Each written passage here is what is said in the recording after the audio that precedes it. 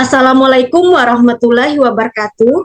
Saya Sylvia Risma Elpariani, mahasiswa PPG Calon Guru Gelombang 2 tahun 2024. Pada kesempatan kali ini, saya akan merefleksi pengalaman belajar dari mata kuliah pembelajaran berdiferensiasi. Baik, langsung saja pada bagian yang pertama, yakni review pengalaman belajar. Ada 4 pertanyaan. Pertanyaan pertama, pengalaman belajar apa yang berguna dan menarik? Pengalaman belajar yang paling berkesan bagi saya adalah ketika mempelajari topik 2 tentang aspek-aspek pembelajaran berdiferensiasi. Pada topik ini, saya banyak belajar tentang 4 aspek penting dalam pembelajaran berdiferensiasi, yakni diferensiasi konten, diferensiasi proses, diferensiasi produk, dan diferensiasi lingkungan belajar. Saya banyak mendapatkan pengetahuan baru dari topik ini. Wawasan saya tentang bagaimana cara memfasilitasi siswa sesuai dengan kesiapan belajar, minat, dan profil belajar siswa juga meningkat. Kemudian pertanyaan kedua, pengalaman belajar apa yang berguna tetapi kurang menarik? Bagi saya, pengalaman belajar yang berguna tetapi kurang menarik adalah ketika mengerjakan tugas membuat modul ajar berdiferensiasi. Tugas ini nampak rumit karena saya harus memodifikasi modul ajar yang sudah ada menjadi modul ajar berdiferensiasi.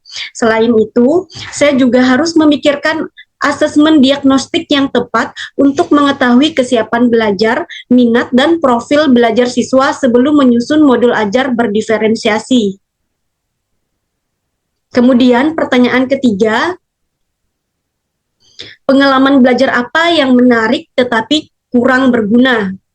Tidak ada pengalaman belajar pada mata kuliah ini yang menarik tetapi kurang berguna karena semua topik yang saya pelajari memberikan pengetahuan dan keterampilan yang bermanfaat untuk diimplementasikan di kelas.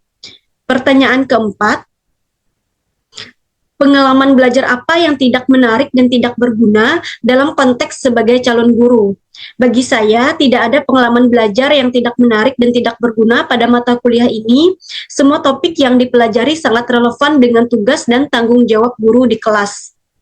Bagian kedua adalah refleksi pengalaman belajar. Ada 2 pertanyaan. Pertanyaan pertama, apa yang telah terjadi? Saya telah mempelajari konsep pembelajaran berdiferensiasi secara mendalam, mulai dari pengertian, aspek-aspek, strategi penerapan, hingga langkah awal penerapannya di kelas. Saya juga telah mencoba merancang modul ajar berdiferensiasi meskipun masih menemui beberapa kendala. Pertanyaan kedua, mengapa hal tersebut dapat terjadi? Perkuliahan ini memberikan pemahaman baru tentang bagaimana seharusnya pembelajaran dirancang dan dilaksanakan. Saya jadi tahu bahwa pembelajaran bukan hanya tentang menyampaikan materi, tetapi juga tentang bagaimana memfasilitasi siswa sesuai dengan kebutuhannya. Selain itu, penugasan yang diberikan juga sangat aplikatif sehingga membantu saya dalam memahami konsep pembelajaran berdiferensiasi. Lanjut pada bagian ketiga, yakni analisis artefak pembelajaran. Ada 3 pertanyaan. Pertanyaan pertama, artefak-artefak pembelajaran mana yang dapat saya jadikan bukti dukung hasil refleksi pengalaman belajar? Artefak pembelajaran yang saya pilih adalah modul ajar berdiferensiasi. Pertanyaan kedua, mengapa artefak ini yang saya pilih? Modul ajar berdiferensiasi ini saya pilih karena artefak ini merupakan bukti nyata dari pemahaman dan keterampilan saya dalam merancang pembelajaran berdiferensiasi.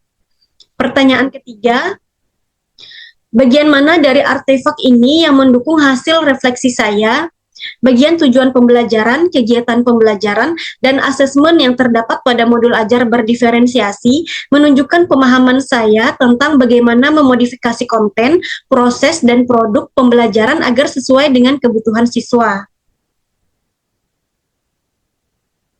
Lanjut pada bagian keempat, yakni rumusan hasil refleksi berupa pembelajaran bermakna.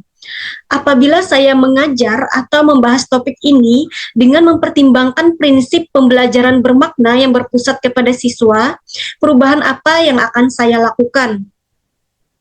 Apabila saya mengajar atau membahas topik ini, perubahan yang akan saya lakukan adalah lebih banyak mencari referensi tentang contoh-contoh konkret penerapan pembelajaran berdiferensiasi di berbagai jenjang pendidikan, berkolaborasi dengan teman sejawat untuk merancang pembelajaran berdiferensiasi, melakukan asesmen diagnostik secara lebih cermat untuk memetakan kebutuhan belajar siswa, memanfaatkan teknologi dan media pembelajaran yang beragam untuk mengakomodasi gaya belajar siswa yang berbeda, dan melakukan refleksi secara berkala untuk mengevaluasi efektivitas pembelajaran berdiferensiasi yang telah diterapkan. Demikian refleksi pengalaman belajar saya dari mata kuliah pembelajaran berdiferensiasi. Wassalamualaikum warahmatullahi wabarakatuh.